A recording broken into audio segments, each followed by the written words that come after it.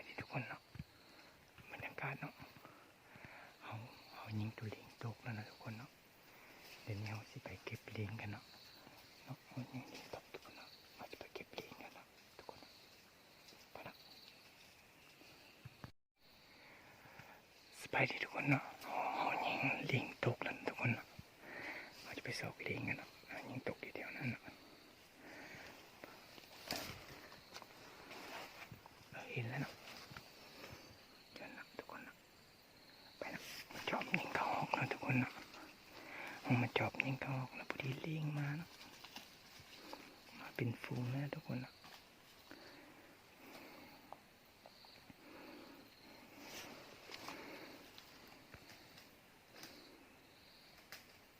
ตัวใหญ่เนาะทุกคนเนาะ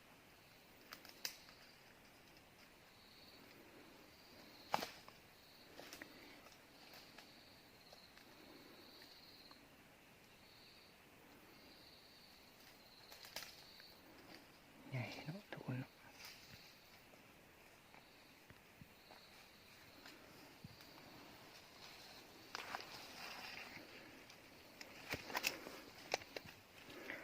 ถ่ายสูบเข็มตะยันเห็นบอกนะทุกคนเนาะเนี่ยมากับลมเนาะได้โตอยู่นะทุกคนเนาะ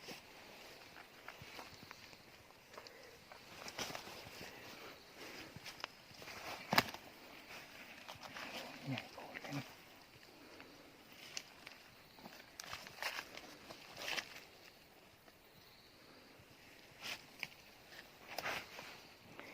สุดๆเลยนะทุกคนเนาะได้โตเนาะ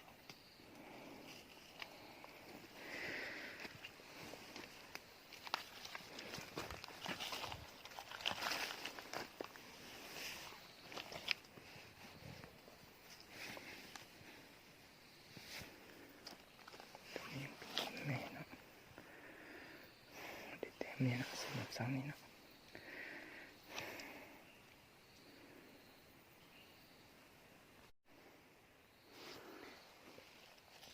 ตัวนี้ตัวแม่นะทุกคนนะเขาควบคุมเลยนะเขามาเนี่ย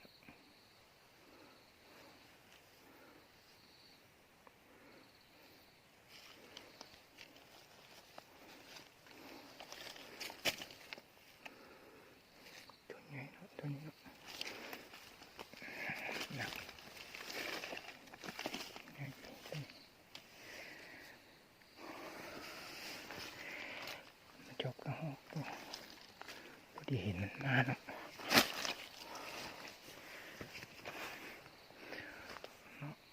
บรรยากาศเนาะมันมาเดี๋ยวพี่เนาะมาเดี๋ยวพี่เขาอยู่ฝากมันเนาะเขายิงเขาอยู่ฝากมันมาแถวผู้นี่มาวันนี้เนาะมันลงตามนี่มาเนาะลงตามนี่มาแล้วมันมานั่งลิงอยู่กุกดาวนี่เนาะแถวๆถึงนี่เนาะต้นดาวแถวๆนี่แล้วยิงจากฝั่งห้วยฝั่งนั้นมาเนาะฝากห้วยฝั่งนั้นเนาะระยะประมาณ70 เมตรหอยยิงมาใส่นี่เนาะต้นดาวต้นนี้เนาะแล้วตกลงมาแถวนั้นเนาะต้องมายิงไก่เนาะนึกว่าบุตรถือกันซะเนาะแต่ไฟยังได้ตัวอยู่เนาะ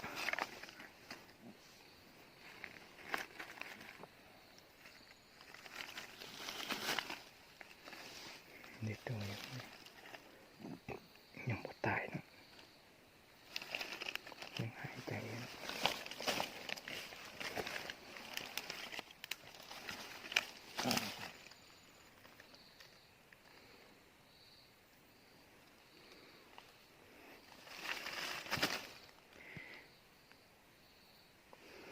เต็มอยู่นี่นะแต่ยังอีพวกนึงยังพากันโดดอยู่เดี๋ยวนี้เนาะเดี๋ยวจะไปจบวันยังซีอยู่บ่เนาะเดี๋ยวมาติดตามชมกันเนาะเอาลิงอ่ะทุกคนเนาะ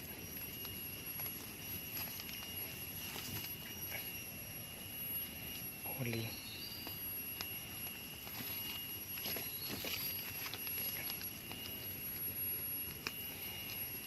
คนเดียวเฮ็ดเนาะ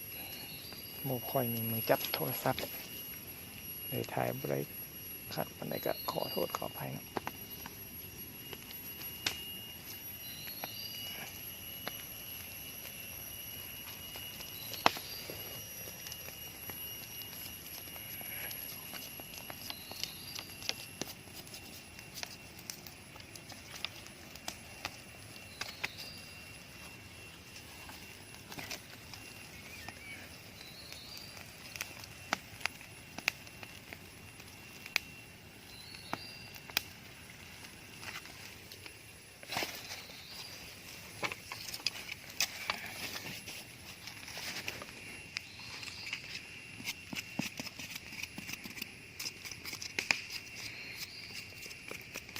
ปลายดงก็เลย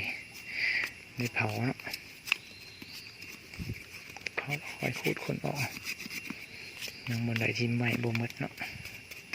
ถึงว่าจะบ่ทันได้เขาก็ต้องไปเผาใหม่เนาะ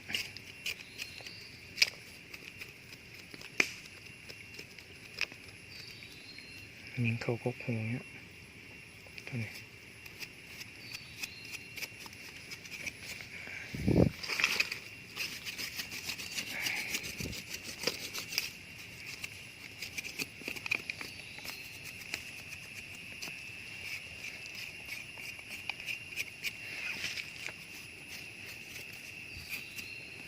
พอมันเกี่ยมนะให้มันข้นให้หนักเรื่องๆนะ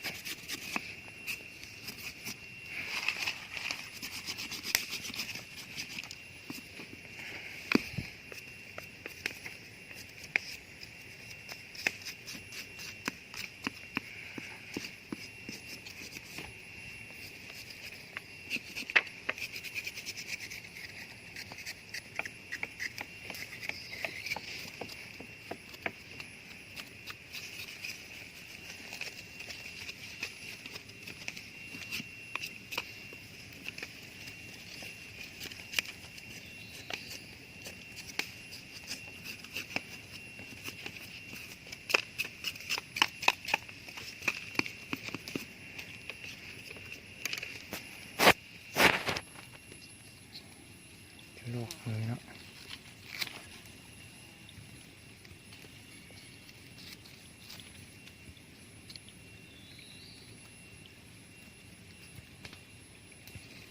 ลอกมือแก่ลิบเนาะ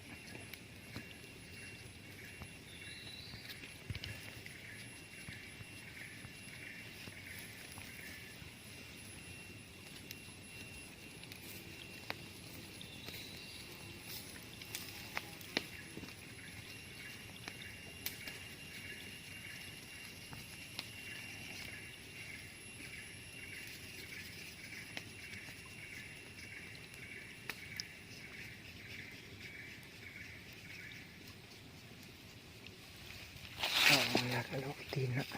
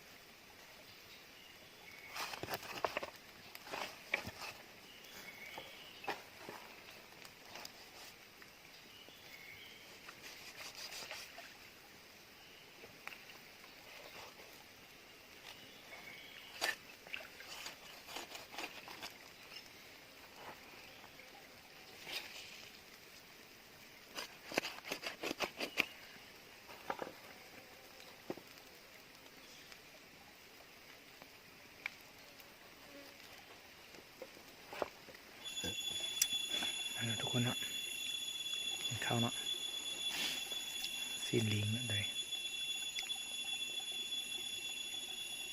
แซ่บเนาะ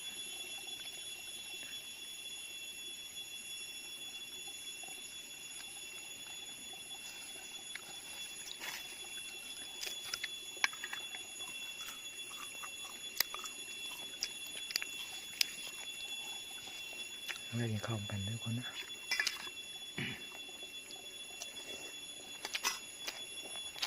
เรากำลังเล่นบอลย่างแล้ว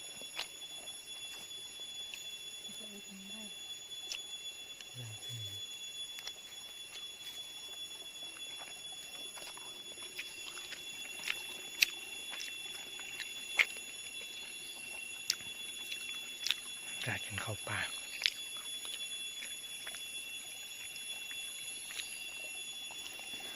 ข้าวกันนะทุกคนนะ